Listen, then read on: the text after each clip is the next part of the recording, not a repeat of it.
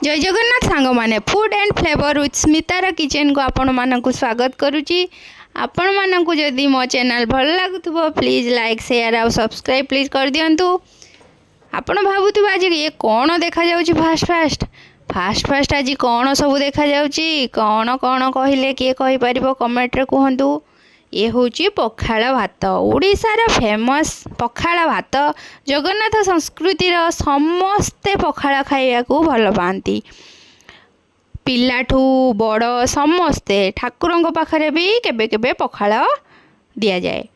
चलतु आज आम ओडिशार फेमस पखाल भात विषय टिके जानिबा तार उपकारिता भी जानिबा कौ पखाल खाइले देह पाई भल बासी पखाल खाइले सबुठारु देह पाई सेटा भल होता है।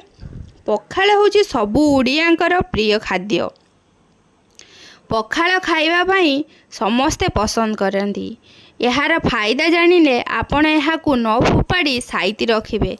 आउ जदि फोपाड़िया पाई भाबुथांती ताहाले बारंबार भाबिबे आरे नाई नाई एटा फोपाड़ीबिनी एथिरे पानी पुरेई खाइबी।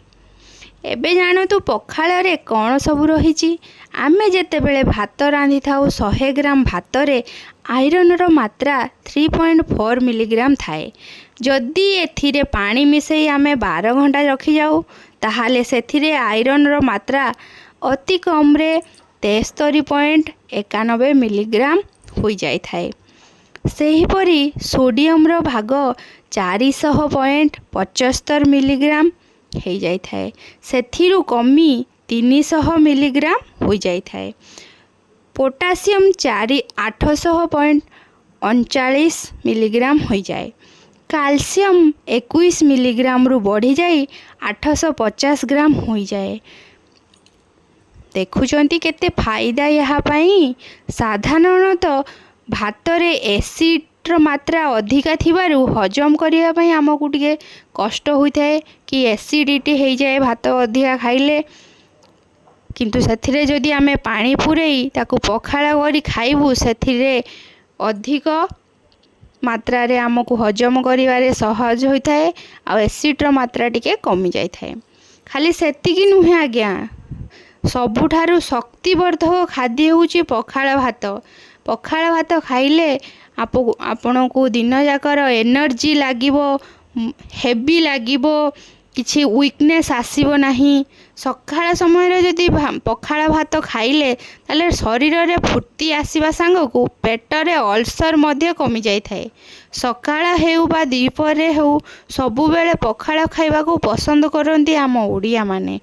एहा पखालर खरा दिन रे ताती कमिबा पाई तथा पेट गरम देहरे पानीर मात्रा कमी जीवा निमंते साधारणतः सकाळे समस्ते खरा दिन रे पखाल खाइबा को पसंद करती। सकाळे हो बा खरा बेले हो वा संध्या रे हो पखाल खातु सुस्थ रुहंतु।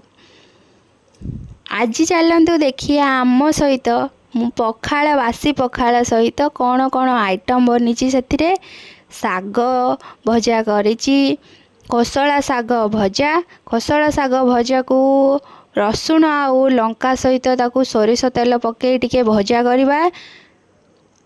तापरे चिंगुड़ी माछ भजा सिंपल हलदी लुण लंका गुंड पके चिंगुड़ी माछ भजा करवा। टिके बड़ी पकेवा सेथिरे बड़ी को भाजी चिंगुड़ी माछ को भल भाबरे छेंचिबा। लंका और रसुण टिके लुण कंचा तेल देई चिंगुड़ी माछ को आमे छेचिबा बा ग्राइंडिंग करदबा पियाज पके। आउ चिंगुड़ी माछ तो रहिला कदली आलू भजा करवा। कदली आलू भजा भी सिंपल हलदी लुण धनिया गुंड जीरा गुंड सोरिष गुंड भी देई परिबे। आउ चुना माछ आसीथिला टिके चिंगुड़ी माछ सहित ताकू टिके आलू पियाज कंचा लंका पकई भाजवा आ पखाल भात सहित एंजॉय करवा। एतिक आइटम चलंतु खाइबा केमिति लागिला कहिबा।